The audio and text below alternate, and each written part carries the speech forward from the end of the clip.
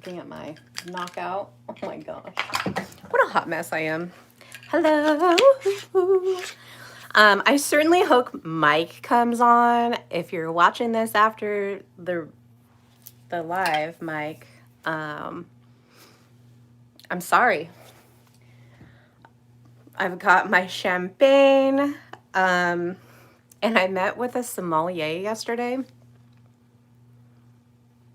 It's fantastic, by the way. Met with a sommelier, and I was like, what do you pair with champagne? And he said fried chicken. And all I had was the Mandarin chicken from Trader Joe's. So I'm putting it to the test today. Just a little side note, just so you guys know.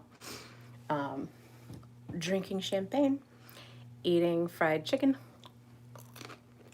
air fried chicken. Okay. So, cheers. Happy Friday.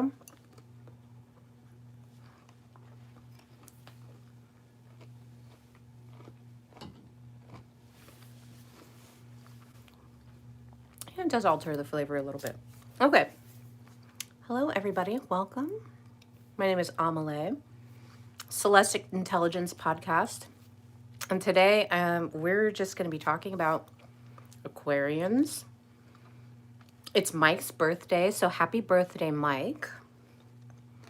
I'm a Scorpio. I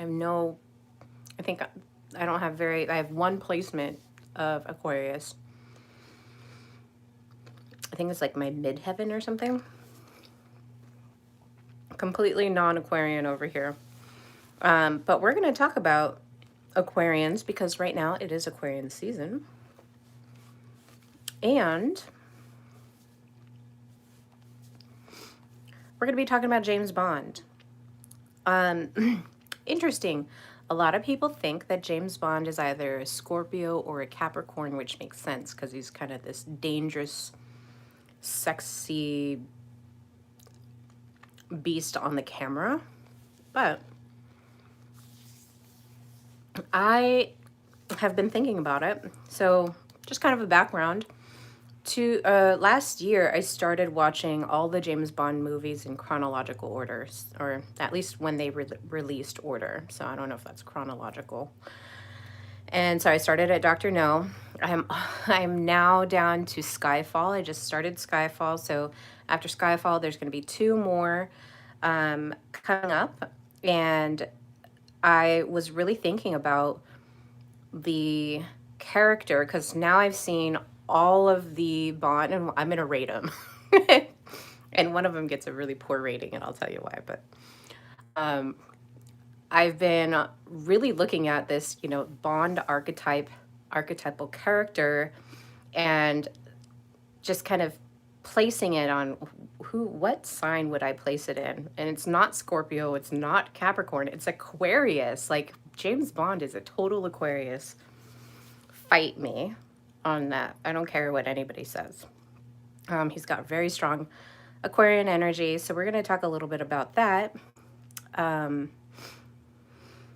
of the reason is James Bond is a very detached. So I've seen, several actors, Sean Connery, Roger Moore, and Daniel Craig, which is, the recent Bond, playing this role and how it fits, when I'm watching all these Bond movies, where are the similarities here? And it spans from, for over 60 years in the movies of having this Bond character being played out by, various actors. Timothy Dalton was a really good one, but there was only 2 movies that he starred as James Bond in. But I was looking at the Rotten Tomatoes reviews of these, and one of them I thought was good got really poor ratings on Rotten Tomatoes, and I was like, oh, okay, well, I'm just not going to believe what people say. Just watch it and, give it my full attention. Because I think it got like 31% Rotten Tomatoes, and I thought it was much better than what people had rated it. So we've got this detached revolutionary figure in this James Bond kind of this hero archetype. And here's some of the reasons why I think that James Bond is an Aquarius. Okay. So one is you've got this emotional detachment as like his superpower. Okay. Being a licensed to kill 00 agent, you've got to be emotionally detached from everything that's like going on around you and really sticking to the mission. And Aquarius are is ruled by Saturn in a traditional sense. And Saturn's kind of like this cool daddy, right? Just really cold, detached energy. And I think that's mainly why people might consider James Bond to be maybe a Capricorn because of that strong Saturnian energy. So traditionally, you've got that Saturn energy, and then modernly, you've got this Uranus energy. So the combo of that, though, is this cool, controlled exterior, which is this Bond character, right? Going into really intense situations and keeping your head is important, but you don't know what's going on underneath. So you've kind of got this a little unpredictable like interior going on as well. So James Bond is rarely emotionally reactive. In okay, which one was I watching today? Shut up. Okay. Well, you can swipe. I don't know how it works on that actually. Swipe up or something, and you can find somebody else to go tell shut up to. Go find something you like to listen to. So he's rarely emotionally reactive. I was watching Quantum of Solace, and he got really attached to the feminine, the feminine lady. There's always a lady that he's chasing in these movies. He got really attached to one of them, and so it really got me thinking of like, that's not the Bond character that's been playing out in most of these movies that I've been watching. So that was kind of this first real attachment, this real emotional connection that you've seen in most of these movies. He's able to keep the lovers compartmentalized, and you can definitely see this in Sean Connery's character, Roger Moore's character, just kind of having a lady, even the lady villains, the villainess, or whatever Spectre's agents are, his henchmen or henchwomen in this case, and being able to compartmentalize all of these characters, all of these lovers, and really just go from one to another. And it's been pretty jarring. Well, I've been watching this over the past years. It's taken me a while, but so the other thing is, with that emotional detachment, he's able to walk away from these lovers as well and just gear back towards the mission, whatever that mission is. So this is like this air energy where you're not really attached to the ladies. So the Daniel Craig Quantum of Solace, and it kind of melds into Skyfall, you're seeing this like emotional attachment, which is, I don't think that's a character, like a Bond personality character character trait that I would put with it.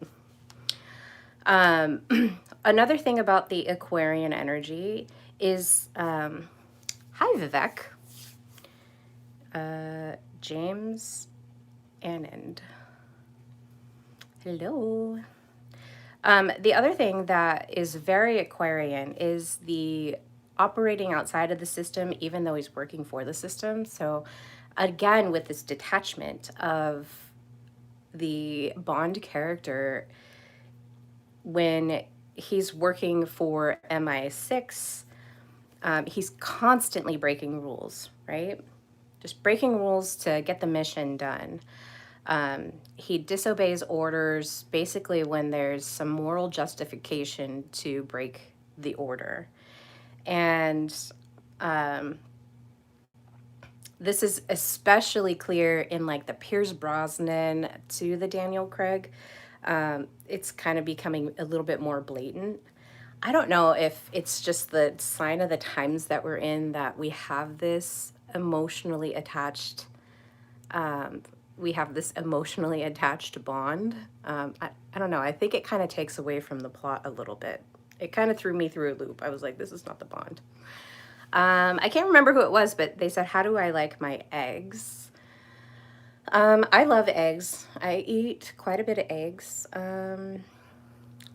I mostly have them hard boiled for work because it's easy to prep. But if I'm at home and I'm making them, I usually have fried eggs on some toast or, you know, with some fruit or cucumbers or whatever. And then the other thing that you kind of look at with the Aquarian energy is you're thinking a little bit more independently. So you're definitely not tied to this team thing. You're operating on your own, which is it's a good thing and a bad thing, but like for the Aquarian, it works for them. So it's a good thing. It's a positive trait. Aquarians do not destroy systems. They just learn to, how do I operate within the system? How do I operate without it as well? It's really funny because you got this cute character that is doing all the inventions, all these really neat contraptions, which is super Aquarian, right? So Bond always has these top of the line technology, innovative gear, you know, all the fancy watches and, you know, just little things and that are just kind of, you know, probably in their time, they were just like, oh my gosh, wow. You know, back in the 60s and 70s when, you know, these things are just new concepts or whatever. And then really futuristic systems as well. Very Aquarian, very much. And we just moved into Pluto in Aquarius.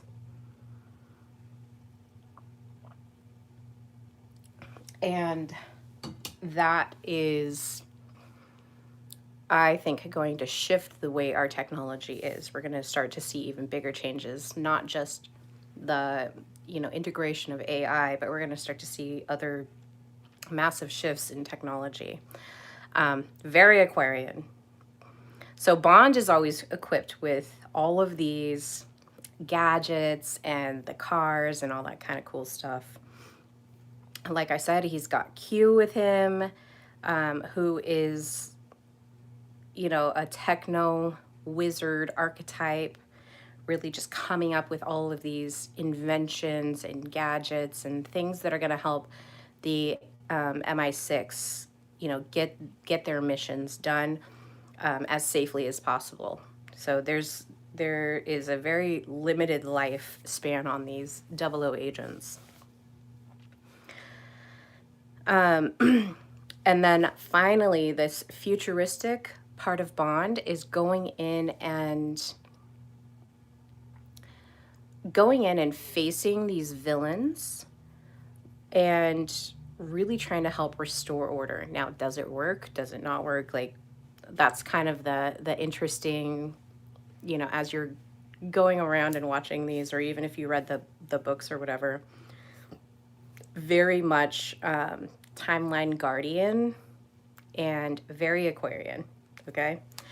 Finally, or not finally, but the next one is we have this social chameleon. So Bond can be on the beach, he could be sailing, he could be in Egypt, he could be, you know, at the Met. He's able to be this chameleon and operate within all of these different environments. So that is a very Aquarian thing as well, where you can blend into the elite society, but then go into these underground cultures or even third world countries and just fit in. So, and then also able to go into these underground um,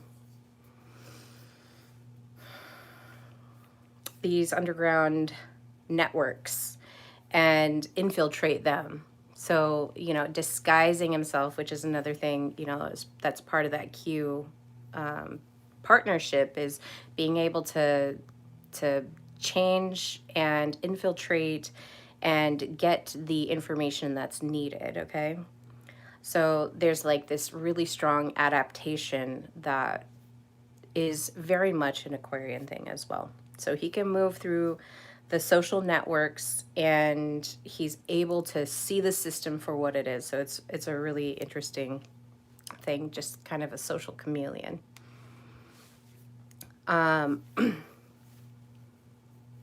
So the next item I'm going to talk about is how he has this really individualist identity. Okay, what does he say? What is his tag? Like when he walks into a room, into the casino, he's like, "I'm the name's Bond, James Bond." That's his. That's a familiar tagline that we all can, when we think Bond, that's what we think. And that Aquarian energy is, I am different and I know it. My name is Bond, James Bond. Okay, so he's got this really neat calling card as part of his brand. It's you don't know if they know who he is or if they have to figure out who he is. And so it's kind of an interesting thing as he's walking into the casino and, going up against the next whoever villain, Spectre or whomever it is, whatever villain that he's facing. Are they going to recognize his name? Because it's a really kind of generic name, right? James Bond, like that's a pretty common name. It's not like my name's Amelie. Like my name is very much different, especially here in America. So it's very individualist, but also very still maintaining that chameleon identity as well. There's a sovereign identity that comes with that as well. And the role that he's playing, like he is the role, right? He is the main character, and that's how he sees himself, and he plays it out. And the other day I was I was watching one of the Bond movies, and I was like, man, if I think it was the first Daniel Craig one that came out, and I was like, man, all of the Bonds that I've watched, like all of the things that he's gone through, I'm surprised that he's just not like scarred up and like twisted nose, cauliflower ear, and just scars everywhere on his body because of all of the like dangerous situations this Bond character has been in. But yeah, no, he is the role. He is this like main character, right? Which I think is why a lot of people really enjoy watching or reading this style of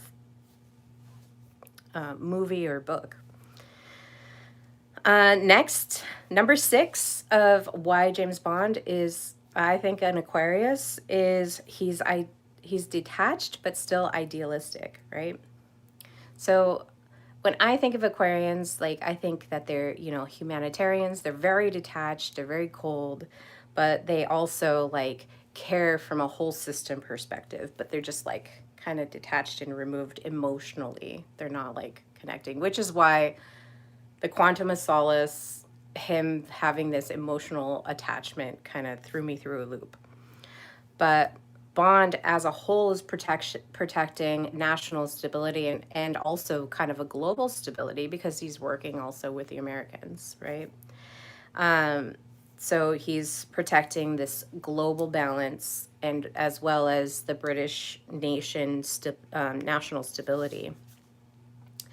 And, from an even higher perspective, protecting civilization itself. Like, you've got the national and then this global protection and then civilization as a whole. So he's not like sitting there preaching it, he's acting on it. Alder Monham says, why not? Why not what?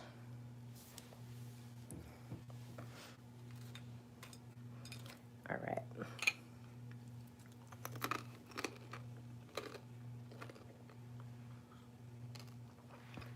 Drinking champagne,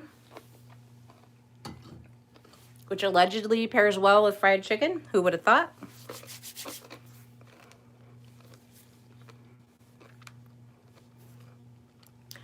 Okay, next, number 7, lone wolf paradox. So Aquarius is group oriented, but they are fundamentally solitary creatures. Okay. Bond still works within a team, still is a part of the hierarchy, but kind of just doesn't trust anybody, which is understandable. There's always this like, are they a threat? Are they a threat? Right? So even though he is working with a group, he ultimately stands alone. So he's got to operate in taking care of himself, which me as this like warm, connected, you know, emotionally attached. I'm attached easily, like emotionally to people, and I'm immediately feeling them. Very empathic, very, you know, sensing the world in a much different way. I couldn't do like what James Bond does. But the lone wolf paradox that he is kind of broadcasting in this story is that he's in the world but not of it, and he's able to really compartmentalize all of that stuff, where I would have a hard time compartmentalizing it. I get like the feels really easy, and just because I'm very warm and receptive and all that stuff, just very feminine in that way, where like the James Bond is a very masculine figure. Okay. Number 8 is the attraction to powerful yet unconventional women. This is very Aquarian, very much Aquarian. Okay. The women in James Bond films are hardly passive, right? They're rarely passive. They are complex women. They're political, they're strategic, and they're dangerous. Even in, okay, so I'll just say this right now, the Pierce Brosnan James Bond was my least favorite. I was like, can this be over already? Like, I could not stand that actor as part of the franchise. Part of it is the way that Pierce Brosnan talks and carries himself. Reminded me of Littlefinger in Game of Thrones. He just had this, like, even the same, like, tone of voice. And I was like, got the ick. I was like, no. Oh, thanks, Vivek. I just got the immediate ick from that Pierce Brosnan Bond, him playing Bond. And, you know, I remember back in the day thinking, oh, yeah, he's cute, whatever. Like, you know, I was in my, what, 20s? Not even that. I was like in my late teens, early 20s. So somewhere in that age. And I was like, oh, yeah, he looks handsome or whatever. Now, 20 years later, I'm watching the movie and I'm like, oh my gosh, I don't even like him as an actor. Like, I feel like all the 90s moms were like, had a little persuasion in him being like a good actor, but they were just like swooning over him because they thought he was handsome. But I was like, I just not pleased with that. And like his relationships weren't believable, and I don't know. I just rate those the least favorite than all the other Bond movies. And I'm talking about like Roger Moore had some crazy movies. I'm just gonna do a quick overview of those, but yeah. So he's engaging in equals instead of chasing the damsels in distress. He really likes people that are on his level. And mind you, he's like compartmentalizing lovers over this course of the whole Bond series. Um, it seems, I even last year I had a little bit of a everybody that comes into contact with me like dies, because my mom had died in 2024, and then in 2025 last year my uncle died, and it was very overwhelming for me. And then the feeling of everybody, like, I better push everybody away because people who are around me are going to die, was a real thing that I had to go through. And, a lot of people that have, big death happen in their lives, whether it's their family, whether it's their, friends, having all of these deaths around you, like, it really makes you feel a certain way about humanity. It's a little difficult to move through, but I mean, it's also not true. So there is that. It was just a thing to work through. But the number 9, and then I have one more, just 10, and then we'll move on to a different topic. So James Bond is what I think is an Aquarian. I think he's Aquarian. A lot of people think he's a Scorpio or Capricorn, but I'm saying Aquarius. He's got this cool exterior and this electric core, right? Aquariuses, they feel cool on the outside, like they're very detached, they're hard to connect with. But when you do get close and you do connect with them, they will shock you, okay? I know from experience. They can appear emotionally unavailable, and then, with Bond, he'll suddenly just risk everything for love, and try to save, even though she kind of goes to her doom. And Austin Powers, that whole movie franchise really kind of played into that really well. Like, anybody who would be intimate with Bond, like, you just know that they're gonna die. It's like a horror movie for women. Don't date Bond. Um, but he comes in, he risks a lot, like, he'll risk a lot for love to protect her.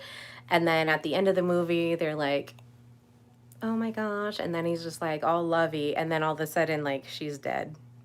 And then he's detached again, right? It's just,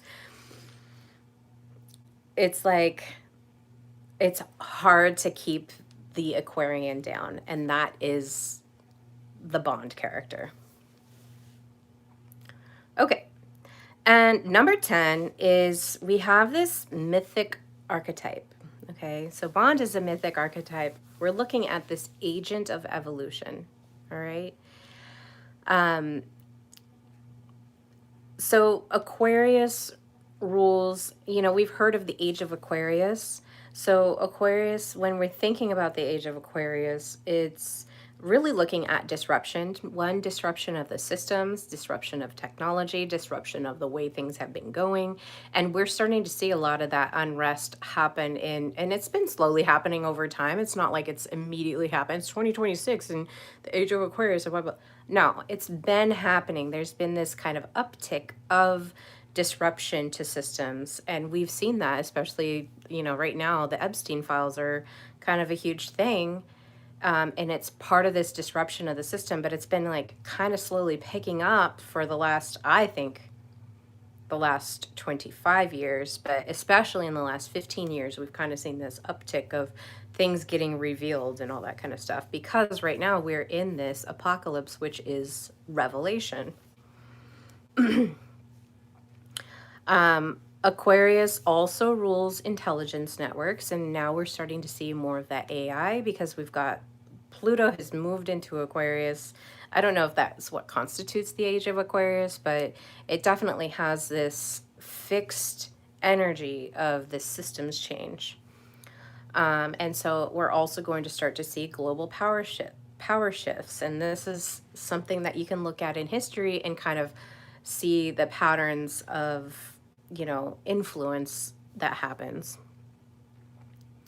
Now, Bond stories often revolve around surveillance, tech dominance, um, bio warfare, financial manipulation, digital threats, all of these things that are kind of hard to put our hands on just being civilians. But as, an M1600 agent, he really is involved in these parts. Like, that's part of the story for him. So he's um, pretty much guardian of these collective systems that we have around us, and is kind of walking through their transitions of trying to, correct the the villains from performing their villain stuff. Um, okay, that's the 10 reasons why I think Bond is an Aquarian. And you guys can comment down below if you agree or if you think he is a Scorpio or a Capricorn. Let's start the conversation. But I'm pretty fixed on my opinion of it. I've been really carefully analyzing these movies. Um,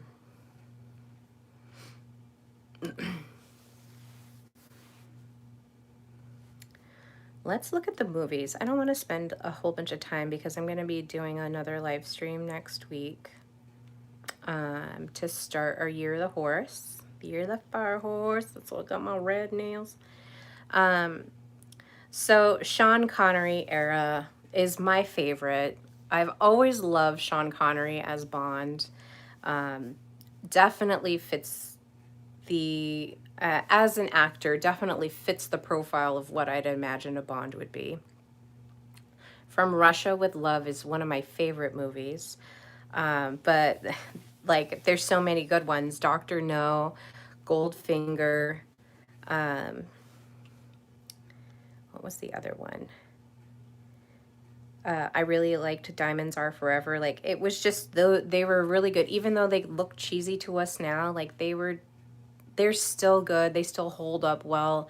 And all of the cars are so, even though they're kind of, from this older era, they're just beautiful machines. And so it's wonderful to watch them. So the thing about the thing about early Bond, especially in the Roger Moore era, is they would be on location at just different exotic places around the world. And sometimes it didn't even make sense. It was like, oh, we want to go to Thailand. And so let's go to Thailand. And that's where Bond is going to be. That's how it felt to me with some of those movies. I don't even think I could finish watching George Lazenby on Her Majesty's Secret Service. Yeah, I didn't much care for that one.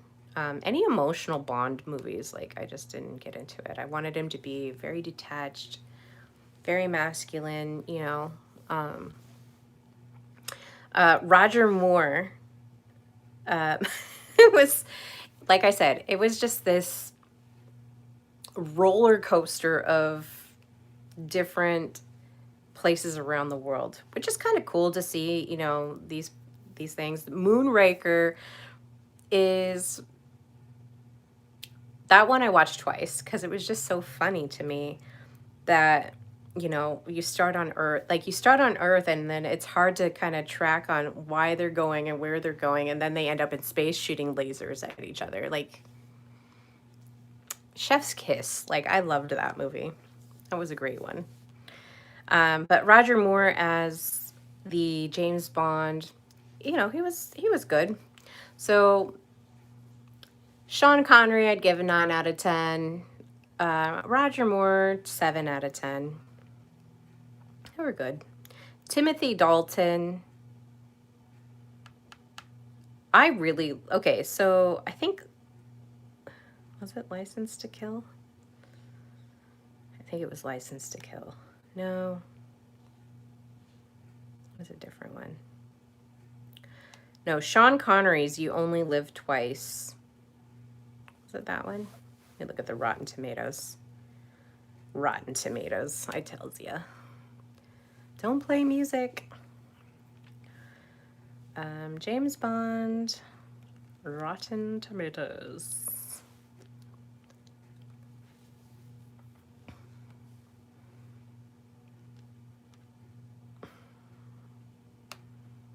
Gosh, I thought it was like, okay, hold on. Oh, these are not in order. They're in order of terrible. See, like Moonraker got 59%, and I thought it was, I mean, I'd give it a higher rating.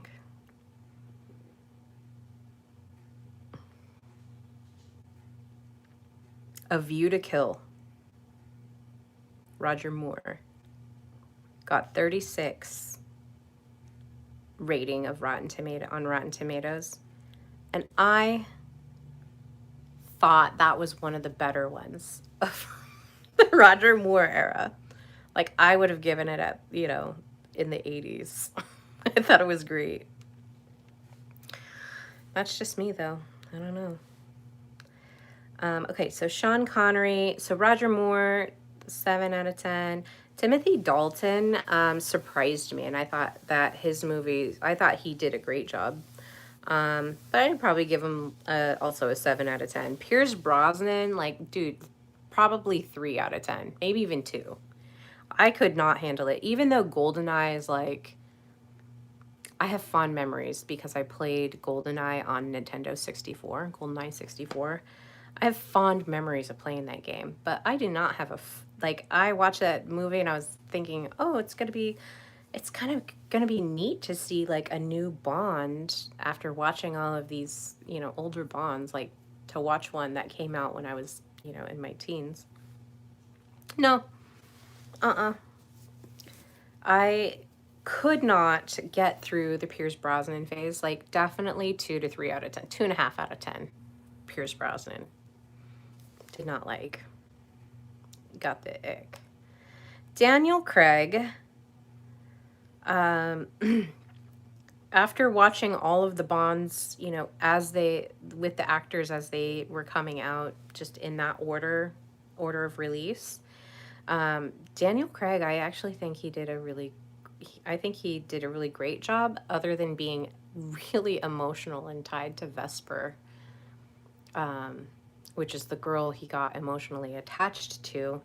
I didn't like that, actually. I was like, I don't know why I didn't like it. Just took away from like how I would envision the Bond, and maybe it's because like I said, maybe it's because of the times that we're in, that the directors and the screenwriters feel that the audience wants these like emotionally attached men, and I'm like, no, you watch Bond because he's emotionally detached, and you just never know what's going to happen. Like, there's this surprise element to it.